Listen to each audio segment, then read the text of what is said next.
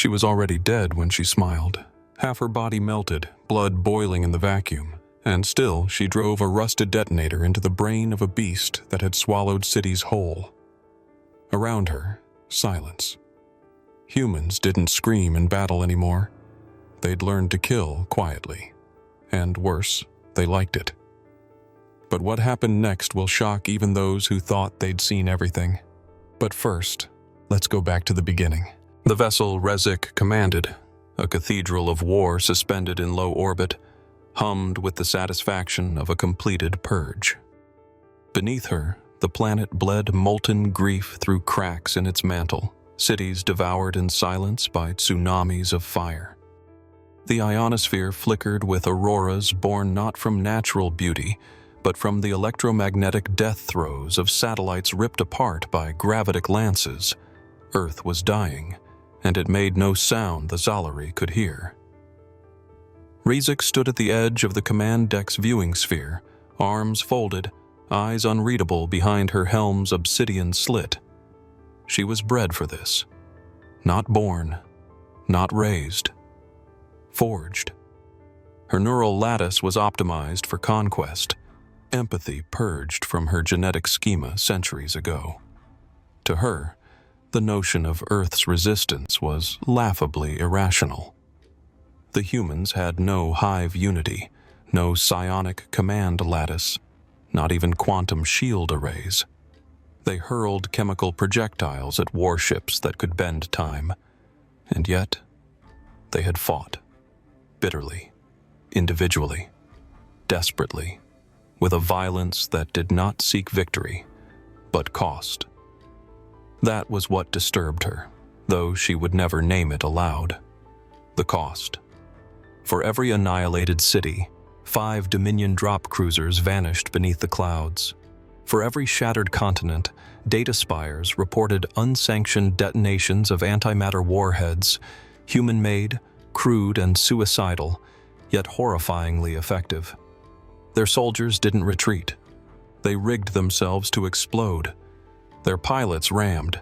Civilians overloaded power grids just to fry Dominion scouts in electromagnetic hell. It wasn't strategy. It was spite laced with cunning. And it was growing harder to ignore. A sensor drone chirped in her mind. Another transmission caught before the final relay went dark. No encryption, no flare of desperation. Just that man again. The same one from earlier, standing against a backdrop of burning steel, with death crawling visibly through his ruined features.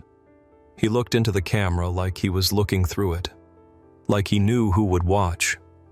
His words again. "You want war? Good. Now you've earned our attention." Rezik shut the feed down, dismissing it with the flick of a thought, but the sound lingered. Attention. Not surrender. Not a plea. A promise. She turned back to her navigation officers, voice flat. "Set course for Sector Theta 12. Next target, Avarice Prime." The stars outside shimmered as the dreadnought's engines lit, oblivious to the embers of vengeance beginning to stir in the shadows they left behind. The cells stank of ozone, rust, and sterilized blood. Cold light pulsed through the overhead conduit with an arrhythmic flicker that made shadows stutter across Rezik's obsidian skin plate. She sat chained, not just restrained physically, but mentally overwhelmed by the impossibility of her circumstances. She was Zalari, commander. Genetic perfection molded to enforce the will of an empire spanning 12 spiral arms. And yet here she was, shackled in a prison no larger than a ration crate, her armor stripped, her neural interfaces suppressed, her dignity rotting. Beyond the energy bars, the human sat, not stood. Sat. As if he had all the time in the stars. His armor, mismatched and scorched, looked like it had been cobbled together from the corpses of a dozen battles. The pauldron still bore the faded sigil of some old Earth division, now painted over in crude red, a broken planet wrapped in barbed wire. blood dried in the seams. Not his. Never his. He didn't speak at first, just watched her, not with gloating, not with curiosity, with recognition, like a man staring at a venomous animal in a cage, knowing what it could do, but unmoved by its threats. Finally, his voice broke the tension like a quiet fracture. "You don't look so tall now, Commander." Rezik met his gaze. "Neither do you." He chuckled once, short, dry. "You always were quick. That's how you made the list." She didn't respond. She didn't need to. They both remembered Chicago. Rains leaned forward, folding his fingers together. "I used to think revenge was petty. You lose something, you build again. You keep your soul clean, but you taught me different. You showed me that some things aren't worth rebuilding. Some things just have to burn. So now, we burn." Outside the cell, alarms didn't scream. That was the terrifying part. Nothing ever screamed. Not the Dominion factories that vanished into starfire. Not the relay satellites that simply stopped transmitting. Not the governors who went to bed in control and woke up entombed in the hulls of their own warships, launched into suns. No declarations, no terms, just eradication. They weren't reclaiming territory. They weren't liberating slaves. They were dismantling a civilization with surgical savagery and loving it. Rezik understood something fundamental as she sat in silence, the human's eyes unblinking across from her. This was no rebellion. This was the answer to everything her kind had ever called order. And it was made of rage wrapped in grief, precision honed by memory. The kind of fury only a human could carry for 2 years straight through hell. The three that returned from the choir's deployment did not walk. They crawled. Their armor, designed to regenerate in combat, was cracked and fused with melted steel. Their vocal processors glitched from trauma so deep it corrupted their neural backups. When the interrogators pulled their records, they found footage corrupted not by enemy weapons, but by their own internal failsafes. The choir had tried to erase its own memories to escape what it had seen. And still, fragments remained. A battlefield, once a Dominion terraforming zone, now resembled the cratered interior of a war god's tomb. Corpses, human and Zalari alike, lay in spirals, arranged in mock ritual. A choir beast, bred to metabolize radiation and spit plasma, was found locked in rigor mortis. A sharpened steel beam jutted from its mouth. Upon closer inspection, the beam had once been a human femur, wrapped in detonation wire. The recordings spoke of humans who screamed not in fear, but in laughter. Of women with shrapnel embedded in their guts, charging choir hulks with syringes full of white phosphorus. Of men dragging their shattered limbs behind them as bait for proximity mines. One choir soldier reported a human that smiled as it was bisected, smiled, then pressed a switch hidden beneath its tongue and turned the entire zone into glass. The Dominion labeled it aberrant warfare. Rains called it clarity.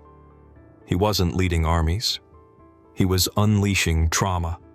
Every survivor molded into a weapon that didn't just seek victory, but obliteration. The Unchained weren't soldiers.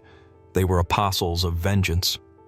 Engineers once tasked with building cities now specialized in collapsing orbital elevators. Surgeons who once saved lives now perfected pain as language. Civilians, once ruled by laws and empathy, turned their grief into doctrine. Their fleets didn't broadcast identification codes. They transmitted audio, lullabies in forgotten languages, screams looped over static, whispers of names, thousands of them, repeated endlessly. Everyone a child, a parent, a life taken. Each human warship bore the name of a city turned to ash, and each was crewed by those who survived its death. When the Dominion governors began defecting, begging for mercy, surrendering whole planets, Rezik didn't celebrate. She watched from her cage, pulse silent, skin cold. What she saw in their eyes wasn't cowardice. It was recognition. Monsters knew their own. And when Rains stood before her again, pale and sunken, stinking of blood and soot, she understood. The Dominion had birthed them, shaped them with fire. Now, they were fire incarnate. And fire remembers. In the end, there were no grand declarations, no signed treaties, no triumphant parades. The Dominion didn't fall with a roar.